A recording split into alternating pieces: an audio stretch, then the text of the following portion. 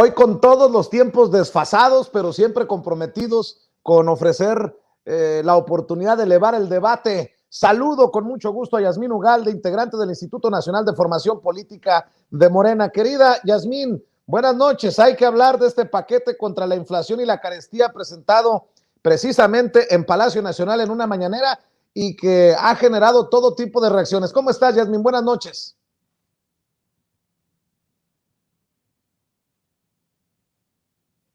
A ver si te escucho por ahí, Yasmín. Ahí está, ahí está. A ver, ¿qué tal? Ahí está. ¿Cómo Sí, me estás, escucho. Yasmín? Hola, hola, ¿cómo estamos? Pues nada, aquí es viernes de cuarto grado y agradecemos a todos, a todas que nos están viendo desde este programa, tu programa, Vicente. Agradecerte también a ti el espacio. Claro que sí, y con invitados especiales hoy para Pues, hablar de este paquete contra la inflación y la carestía. Le agradezco la paciencia, le ofrezco una disculpa a los invitados especiales. Esto de andar viajando de arriba para abajo y subirse a un avión, bajarse de un avión, es complicado. Carolina Hernández, profesora investigadora de tiempo completo de la Universidad Autónoma Metropolitana, Unidad Iztapalapa, economista por la Facultad de Economía de la UNAM y maestra en estudios latinoamericanos por la Facultad de Filosofía y Letras de la UNAM, doctorante en economía en esa misma Universidad Autónoma de México. Sus investigaciones se centran en el análisis de las transformaciones en el proceso de trabajo en la industria mexicana y sus efectos sobre las relaciones laborales. Gracias, profesora, por acompañarnos. ¿Cómo le va, Carolina? Hola, ¿qué tal, Vicente? Pues muy bien, aquí muy contenta de estar con ustedes y nos metimos en una misma cámara también el doctor Qué Oscar bueno. Rojas y yo. Qué bueno. Pues déjeme presentar también a Oscar David Rojas Silva, doctor en economía por la UNAM, profesor de economía política en el FES Acatlán y director del Centro de Estudios del Capitalismo Contemporáneo dedicado al fomento del pensamiento crítico, director en radio de la SUFRE. Sus intereses versan en la reactivación de la ciencia económica como un conocimiento popular para orientar los procesos de transformación social. Cuenta con experiencia laboral en el sector privado dedicado al fortalecimiento de la sociedad civil, fue asesor en el Senado de la República y ha sido servidor público en el Comisariato de Hacienda en la Secretaría de la Función Pública. Gracias, Oscar, también por acompañarnos. Muy buenas noches, qué gusto estar aquí. Saludos. ¿Por dónde empezamos, Yasmín? ¿Cómo ves con este plan que no lo respaldaron personajes a los que no les gusta pagar ni los impuestos ni la electricidad al precio que pagan las familias de a pie? Me refiero al diablo de FEMSA, al diablo Fernández, solo por citar un ejemplo. justamente, ¿no? O sea, estamos todavía en esta vía de las grandes definiciones, ¿no? En este momento, esta definición que se toma al presentar este paquete, que si bien ha sido muy criticado, la razón de tener el día de hoy aquí a Carolina y a Oscar es precisamente poder desmenuzar y entender un poco más este paquete. Pero lógicamente ha sido muy criticado, ha sido minimizado, se ha hablado de este paquete, este acuerdo que se ha hecho con cierto desdén, y lógicamente quienes están en contra de este gobierno están en contra de este paquete, que lo único que pretende, entre muchas otras cosas, pues es el apoyo a la ciudadanía, ¿no? Entonces, a mí me gustaría, pues digo, a mí me parece que lo medular sería comprender de qué va el paquete y si realmente tiene algún impacto. Yo diría que una de las cosas que habría que analizar seriamente es si en anteriores gobiernos se habían tomado acuerdos de esta magnitud y se había podido realmente a la par llegar a estos acuerdos con empresarios, ¿no? Sin tenerte que entregar como en los anteriores gobiernos, ¿no? Maestra Carolina Hernández, ¿qué le parece este acuerdo que se da? Y además es también un llamado a la solidaridad entre los empresarios, los productores y el gobierno para sacar adelante a los más vulnerables. Un acuerdo muy importante porque nos está dando cuenta de una nueva forma que tenemos de relacionarnos al interior del Estado. El Estado que se conforma no solo por el gobierno que está administrando pues, la gestión, los recursos, sino también por los empresarios y también por los trabajadores. Me llama la atención que los economistas neoliberales pareciera que no entienden cómo es que se crean los precios, ¿no? Parecería que es algo del azar. No están haciendo una lectura de las, pues ahora sí que del momento de tránsito que se vive a nivel internacional. Nos damos cuenta que el mundo está cambiando, que el neoliberalismo no solo se está combatiendo desde México, sino que está mostrando sus fracturas a nivel internacional. Las tensiones entre Estados Unidos y entre China van mucho más allá de una guerra comercial.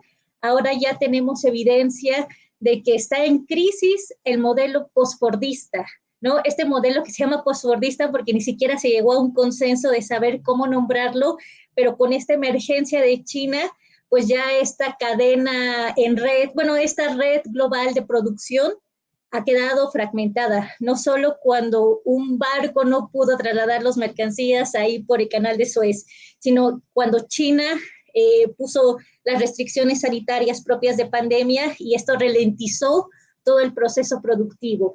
Entonces, ante esta situación ya no podemos seguir pensando que creceremos hacia el exterior como fue el discurso neoliberal, sino que tenemos que repensar cómo vamos nosotros en el territorio nacional a hacer frente a los efectos de una política que dirigió su directriz monetaria y su directriz fiscal a favorecer al sistema financiero, ¿no? Entonces, aquí hay muchas aristas que se pueden ir analizando y en lo particular el plan me gusta mucho porque con la pandemia ha quedado más en evidencia que hay una lucha de clases. Y mientras hubieron gobiernos al exterior que buscaron planes de rescate para las empresas, estoy pensando, por ejemplo, en las aerolíneas o incluso algunos bancos, nos damos cuenta que nuestro gobierno está velando por la canasta salarial, la canasta alimentaria, y hacia allá va encaminado. Entonces, ese sería un primer saque. ¿Cómo lo ves tú, Oscar? Y a ver, sí, no, y a ver, es que le quiero plantear al doctor, creo que también esta es una oportunidad para que se exhiban solitos, los que no apoyen estas medidas para beneficiar a los más vulnerables y aquellos que están a favor. Ya dejen ustedes del gobierno, de la gente, ¿no? De los mexicanos. ¿O cómo entenderlo, doctor? Sí, totalmente de acuerdo. O sea, desde el asunto de la reforma energética quedó claro que las transformaciones que se están ejecutando, que son transformaciones no de maquillaje, sino estructurales, son así, es decir, están en los objetivos por dos razones esenciales. Uno, por estrategia, ¿no? Del país, su crecimiento, y el otro por seguridad nacional también, porque estamos en un contexto de guerra y estamos en un contexto también donde el mercado mundial, como lo conocíamos, pues ya ha llegado a su fin, tenemos otros procesos ya diversos y los cambios son importantes. Entonces, yo sí lo inscribiría, este nuevo tema que está aquí surgiendo de este programa. Uno, pues que es muy claramente, como ahorita comentaba la compañera Carolina, pues se trata ya no de ver hacia el sector empresarial, sino al sector social, de darle otra vez ese peso que merece en el contexto ya no de una economía neoliberal, sino de una economía mixta, donde se consideran en equilibrio sector estatal, sector empresarial y el sector social. Entonces, no querer transitar en este sentido, insistir en estas viejas vías y políticas neoliberales, pues obviamente que también yo lo podría poner sobre la mesa como otro ejemplo más de que su interés en lo absoluto es acompañar este proceso de cambio que además tiene esta base democrática. Entonces son antidemocráticos y por supuesto también se inscriben en todo caso como traidores a la patria. Era más fuerte con el asunto de la votación en el Congreso.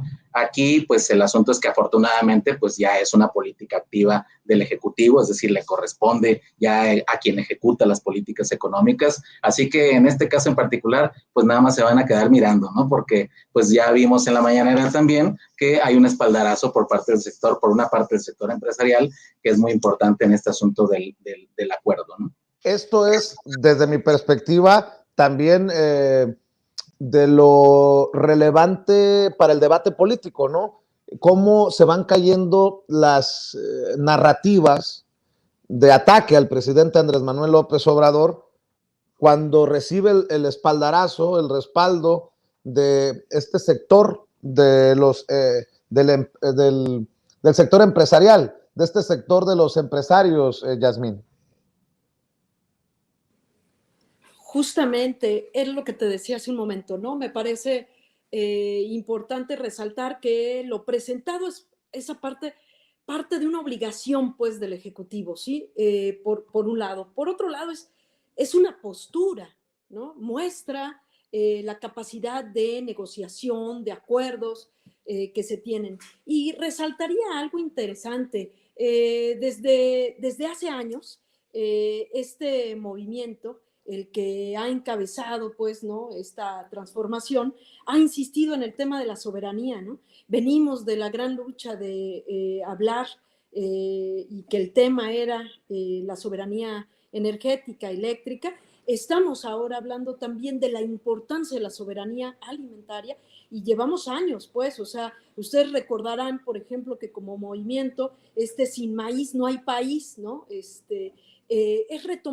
tomar en cuenta esto, es parte de nuestra historia. Y retomaría también una frase que la resaltamos mucho en este movimiento y que tiene que ver con haciendo cada quien lo que le corresponde, ¿no? O sea, es decir, esto es un gran acuerdo que nos suma a todas y a todos, que toda la responsabilidad no cae solamente en el gobierno, sino también en los productores y también en los empresarios. Haciendo cada quien lo que le corresponde, este país puede salir adelante, este país realmente se va a transformar. Es decir, esto será real y suficiente, ¿no? Este paquete va a poder sostener en la medida también en que los productores estén dispuestos, ¿no?, a responder a esta convocatoria que hace también el Ejecutivo, ¿no?, desde el gobierno. Así es. Profesora, después de este acuerdo, ¿qué? Hay que barajearla despacio. O sea, hay un acuerdo, se plantean, se establecen objetivos, pero ¿y luego qué? ¿Cómo lo va a definir, a percibir, a digerir el mexicano de a pie? Pues mira, Yasmín comentaba algo muy importante. Todos debemos tener debemos tener conciencia de la función social que nos corresponde. En este caso, hablaba del problema internacional porque se está viviendo una crisis sin precedentes y es una crisis en la oferta, no en la demanda. De ahí que se dé este proceso inflacionario. Entonces, los productores nacionales, más allá de sus posicionamientos políticos, tienen que responder también a la lógica que están ahora ejecutando, ¿no? Porque ¿cómo vamos a abastecer la demanda que se presenta en este país si los circuitos comerciales internacionales, con esta lógica de liberar los capitales, ya se encuentra obstruida? Yasmín decía, soberanía alimentaria, perfecto. Y por eso es que ya quedó en crisis el modelo neoliberal, porque ya no podemos seguir importando. ¿Se acuerdan ustedes esta típica frase de ¿para qué producir si podemos importar más barato? Eso ya quedó en evidencia de que no se puede, porque China ha logrado ya ellos poder tener una dinámica económica al interior y vemos que las principales 5 cadenas productivas están vinculadas con China. Entonces, lo que es el sector automotriz, lo que es el sector eléctrico, electrónico, lo que es aeronáutica, lo que es la farmacoquímica, están articuladas con China, igual que telecomunicaciones. Entonces, o empezamos nosotros en el occidente a tener soberanía o simplemente tendremos desabasto. Y ahí es donde los productores se tienen que poner muy listos y decir, hay que echar a andar este proceso productivo que obstruimos a raíz de la década de los 80, en el cual en el marco de una apertura económica se dejó de privilegiar la política industrial, la política agraria en este país. En este momento no tenemos soberanía alimentaria, estamos importando gran parte de nuestros alimentos, pero nuestro país es uno de los más ricos, estamos cerquita del Ecuador, tenemos todos los climas, o sea, podemos producir las frutas, podemos producir los cereales. De aquí surgió el maíz que estaba mencionando la compañera Yasmín. Entonces, no solo hay que pensar en las redes globales que ahorita están en crisis, sino en las redes locales. Aquí en México se han impulsado proyectos de cooperativa, que es de consumo local, estas cadenas. ¿Qué está pasando? ¿Cómo los podemos ir impulsando? Porque si no, o sea, tendremos un desabasto. En la Ciudad de México hay sector productivo alimentario en Milpa Alta, en Xochimilco, y en el interior de la República, pues el terreno fértil es más vasto, ¿no? Entonces hay que redirigir nuestra política de producción porque ya no podemos seguir dependiendo del exterior. Oscar, ¿qué le faltó? Si algo le faltó a este acuerdo, bueno, que parece que se puede ampliar, se puede mejorar, se puede, no sé, perfeccionar.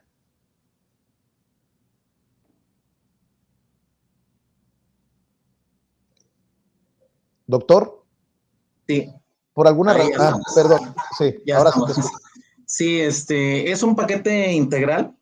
Yo creo que sí hay muchos elementos, es decir, lo que es nuevo aquí, pues obviamente que es que está pensando en toda la cuestión de la producción a baja escala y por supuesto, pues también con los sectores de gran escala para que puedan consolidar una canasta de consumo que digamos que esté blindada frente a todos estos movimientos de los precios internacionales. Yo creo que también ahí tenemos pues elementos interesantes que tienen que ver con la parte de la distribución, esto que se mencionó de seguridad en las carreteras, además en materia de comercio exterior, eliminar ciertos aranceles, es decir, empezamos a ver un Estado que empieza a recordar que tiene más acciones que nada más quedarse mirando a los procesos de autoajuste supuesto de automáticos del mercado. Entonces, el mismo secretario de Hacienda dice, vamos a ver su efecto, porque aquí hay una variable interesante que es el asunto de las expectativas. El fenómeno de la inflación tiene una característica muy interesante. Estas cuestiones estructurales de la guerra, la pandemia, etcétera, etcétera, por supuesto que la inician, pero una vez iniciada hay un asunto de expectativas que se van, digamos que haciendo ahí, se pueden llegar a hacer una bola de nieve, en el sentido de que pues muchos sectores también privados empiezan a aprovechar ese momento para ir elevando también sus precios e ir generando ahí la posibilidad de que tengan ganancias extraordinarias. Entonces, el acuerdo tiene como objetivo también frenar esta posibilidad, ¿no? Es decir, bueno, pensemos en el conjunto de la economía y no nada más las ganancias particulares. Entonces, quizá frente a esta pregunta en particular, pues yo diría que si bien está considerado el asunto del autoconsumo con los productores, locales y que esto eleve también la oferta y que permita ahí equilibrar esas presiones. Creo que también podríamos decir que haría falta profundizar en el asunto también de cooperativas en el sentido de distribución, pensar también en el asunto de que pues del campo a la ciudad hay muchas cosas que discutir y en la ciudad también las cooperativas tienen una noción ahí interesante de actuar. Yo diría que en 6 meses, como lo dijo el secretario de Hacienda, vamos a ver los primeros resultados y dependiendo de ahí también podemos hacer una evaluación de cómo ha funcionado, pero también qué más cosas podemos hacer, es decir, qué nuevo terreno podemos ganar en la economía en general en materia desde la perspectiva del sector social. Yasmín.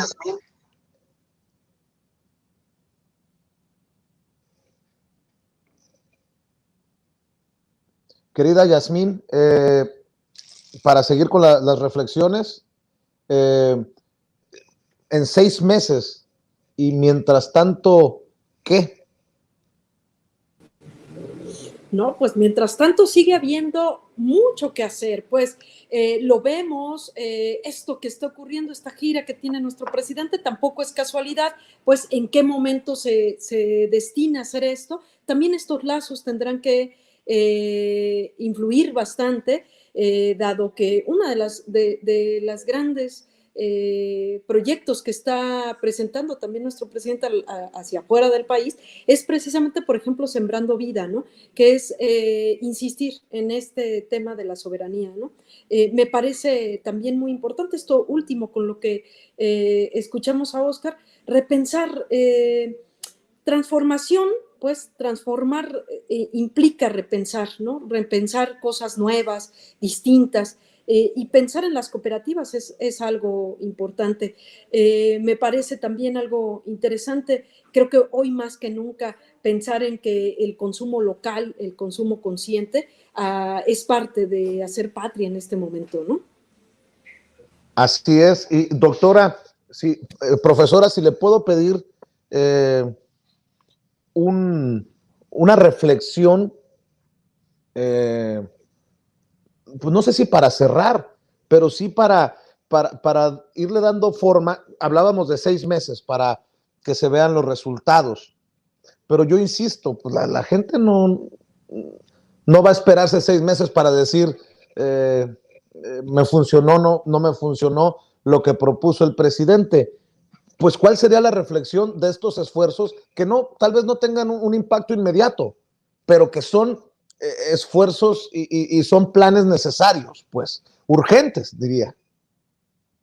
Pues mira, Vicente, yo creo que esta directriz no comenzó la semana pasada ni esta. Lo podemos ver desde el primer día que López Obrador tomó, pues ahora sí que el puesto de presidente, porque lo primero que hizo fue aumentar el salario mínimo. Esto lo digo porque el incremento en el salario, que va más del 50% en los 3 años, es lo que permite que la gente pues no esté sintiendo todos estos efectos que se ven en otros países. De repente nos llega por el tema energético cuáles son los efectos en España, que la gente no puede pagar la luz, que la gente está midiéndose en el consumo energético en general, a más no poder, además de que el salario es bajo, que no les alcanza, el desempleo. Aquí en el caso mexicano, en 2018 el salario mínimo estaba en 88 pesos y ahora lo tenemos en 172 pesos. Se cumple el lema de primero los pobres. Y además cuando vemos el plan que pues pone énfasis en ciertos productos, nos damos cuenta que la canasta básica alimentaria que da la Coneval contiene muchos de estos productos que se están blindando, como dijo Oscar. Además de que en 2019, antes de la crisis, antes de que se pusiera más latente este escenario de guerra y de no solo guerra en países productores de cereales como son Ucrania y Rusia, sino la guerra comercial entre China y Estados Unidos, la Coneval, ¿qué hizo? Pasó de 23 a 40 productos como parte de esta conformación de la canasta alimentaria. O sea, se incluyó después de muchas décadas dentro de esta canasta la carne de res, el pollo, carne de cerdo, pan, huevo fresco, pescado. O sea, estos productos que tienen un alto valor nutricional y que parecía para los neoliberales que pues nosotros no teníamos derecho, ¿no? Entonces, yo sigo pensando cómo es que durante mucho tiempo nos vieron la cara de no explicarnos los economistas cómo se fijan los precios. O sea, les parecía un debate absurdo hacer la diferencia entre valores y precios, y por eso es que creían que por el azar mismo es que de repente subían y de repente bajaban los precios. Obviamente el gobierno actual dice, por supuesto que eso no aplica y nosotros debemos ahora sí que intervenir. Y esa intervención se ve no solo en el salario, sino también en el incremento en las remuneraciones. Se impulsó una política de mayor democratización en los sindicatos, que tuviera más votos. ¿Y hacia dónde van las luchas sindicales? Hacia aumentar las remuneraciones y el salario. Y por remuneraciones me refiero a los aguinaldos, me refiero a los bonos, me refiero a todo este ingreso complementario ante un salario que cayó en más del 70% del poder adquisitivo desde los 70 para acá. El reparto de utilidades, además de que se tiene subsidiado pues estas conexiones, este transporte de las mercancías, la electricidad, que sí son unos traidores a la patria, aquellos que votaron por las empresas transnacionales, pero de una vez les digo que su modelo ya falló. O sea, ya llegamos a una crisis del posfordismo hacia el que la apuntaron. Ahora lo que viene es, pues, un efecto de reacomodo en el cual también es inviable la autonomía del Banco Central, porque ellos tenían como único propósito la estabilidad de precios, ¿no? Y cuando tú les decías, oye, es que esto no está favoreciendo la distribución del ingreso o estás generando una heterogeneidad productiva, te decían, yo sigo un mandato constitucional que les hicieron los neoliberales. Entonces decías, estás anteponiendo pues argumentos de abogado a argumentos de la ciencia económica. O sea, tenemos que replantearnos todo, como dice la compañera Yasmín, y pues Hace un momento hablamos de la función social de los productores, pero pues en la academia, en las universidades, tenemos una función social mucho mayor de tratar de explicar esto y proyectar los escenarios a futuro, que sí nos representan un gran reto. Qué interesante, doctor Oscar David Rojas Silva, porque es como desgranar o sí, irle quitando los granos a una mazorca. Empezamos a hablar de un plan contra la carestía y todo esto nos lleva a un replantearse todo, decía la maestra. Así es verdaderamente, o sea, que digamos claro, ¿no? O sea, la cuarta transformación, por supuesto que ha estado como en la discusión política ya como un eslogan, pero es una realidad material también y está claramente también proyectado así en la economía. Ahorita preguntabas, bueno, y mientras tanto, ¿qué? Coincido de que, digamos, de alguna otra manera el programa este que estamos hablando en particular es apenas una formalización, diría yo, de todo esto que ya se está realizando, como ahorita comentaba la compañera Carolina, pues con la recuperación del salario, pero además una cosa muy importante, ahora con cuestión de la guerra y con cuestión de también de la especulación con los futuros, con el precio de los futuros del petróleo, pues se ha disparado y eso es lo que ha generado también presiones inflacionarias fuertes. Es decir, hay dos sectores en particular que nos están ahorita haciendo efectivo este fenómeno, que es el sector energético y el sector alimentos, y que México, siendo un productor de petróleo, pues obviamente que ahí lo que estamos viendo también es de que esos excedentes se han utilizado ya al día de hoy para contener el aumento de precios en las gasolinas. Y lejos de esta discusión que dicen de que no, pues nada más les beneficia a los que tienen carro y que no sé qué, no es así. Recordemos que desde una visión económica, la energía, en este caso en particular la gasolina, pues es con la que se mueve toda la producción y la distribución. Entonces es fundamental. Y ya se hizo esa decisión histórica en el sentido de que, pues antes, por ejemplo, en tiempos de Fox, hubo también un precio de petróleo cercano a 100 y pues ¿dónde quedó eso? Pues en algún paraíso fiscal. Y ahora se está utilizando para hacer esa contención, es decir, ya se están tomando medidas estructurales y de alguna otra manera este programa sería, es un poquito quizá al revés, ¿no? Es decir, mientras alcanzamos el cambio estructural del país, vamos haciendo contención. Y lo vamos haciendo, pues obviamente que desde el primer momento ahí se empezaron a tomar estos detalles. Los 6 meses que mencionaba el secretario de Hacienda son una evaluación también global. Quiere decir que en el corto plazo, en 15 días, el próximo mes, sí vamos a empezar a ver esa contención. Y además de lo que ahorita mencionaba Carolina, me parece muy importante cómo es que cambió esta canasta básica. Es decir, también el criterio tiene que ver con un asunto no de eficiencia económica, sino de reintroducir elementos de calidad para el consumo de las familias que no estaba considerado por la visión neoliberal, ¿no? Entonces, estamos en esta transición de conceptos, estamos en esta transición de recuperación, de activar políticas económicas activas, pensando no nada más en los beneficios del sector empresarial, sino en el sector social, a través de este símbolo de la canasta básica blindada. Y entonces, pues, digamos que mientras tanto estamos viendo que está, mientras tanto, terminándose y concretándose los programas prioritarios que han estado planteados desde el Plan Nacional de Desarrollo.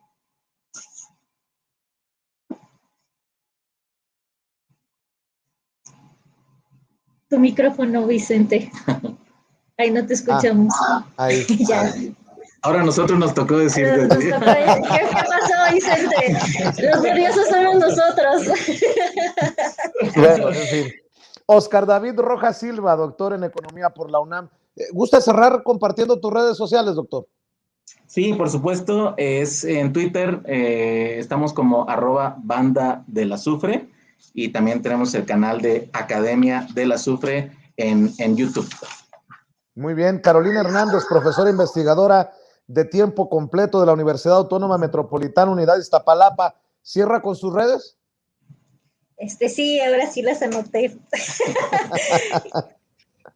Hasta le escribí mal, pero bueno, es Carolina Buenda, así, Buenda con B. Carolina Buenda, @Carolina Buenda. Sí. Sí. Vicente, quisiéramos aprovechar el momento rápidamente para expresar nuestro apoyo, nuestra solidaridad frente a los hechos de violencia que sufriste. Bueno, sí, estuvimos pues atentos y lo lamentamos mucho. Gracias. Quiero agradecerles por su generosidad y su solidaridad, aunque algunos intenten minimizar que a uno le quiten los lentes cuando no se quiere quitar los lentes en un restaurante, en un lugar público. Pero bueno, insisto, hay gente que todavía entiende violencia como un picayelo en la espalda o un balazo en el estómago, pero nadie debería de cruzar e intimidarte una línea roja que todos debemos de respetar. Pero les agradezco mucho, doctor, le agradezco mucho, profesora, por estar aquí en Sin Censura en Cuarto Grado y por las palabras que acaban de expresar. Querida Yasmín Ugalde, cerremos también invitando a la gente a las redes del Instituto Nacional de Formación Política de Morena.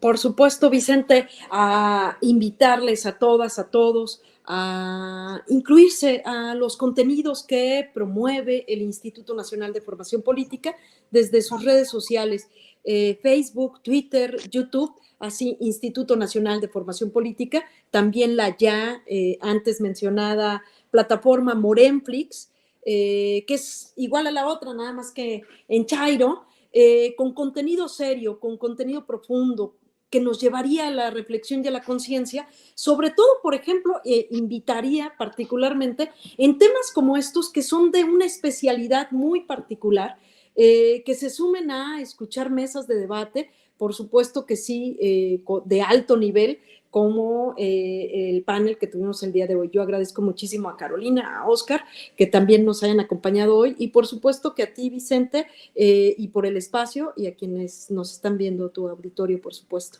Gracias, Yasmín. Yasmín Ugalde, doctor, maestra, gracias por acompañarnos y nos vemos pronto. Que descansen. Buenas noches. Buenas noches. Déjenme enlazar. Amigos, amigas, regresamos en breve, pero mientras seguimos hablando sin pelos en la lengua, sin censura, usted puede suscribirse a nuestros 3 principales canales en YouTube. Sin Censura Media, en donde tenemos más de 1,600,000 suscriptores, Sin Censura TV, en donde tenemos más de 1 millón de suscriptores, y en Sin Censura Presenta, en donde queremos llegar muy pronto a los 100,000 suscriptores. Si usted ya está inscrito en Sin Censura Media, suscríbase en Sin Censura TV. Si ya está suscrito en Sin Censura TV y Sin Censura Media, suscríbase a Sin Censura Presenta. Recuerde que es gratis, no tiene que sacar un solo centavo de su bolsillo para apoyarnos. Dele clic en la campanita para que los señores y señoras de YouTube envíen las notificaciones cuando estemos transmitiendo en vivo y en directo o estemos subiendo videos. También nos puede seguir en Twitter en @Vicente Serrano y hasta en Instagram. Ojo, también estamos en Instagram. Son nuestras redes sociales y con el apoyo de ustedes seguimos creciendo, porque con ustedes todo, sin ustedes nada.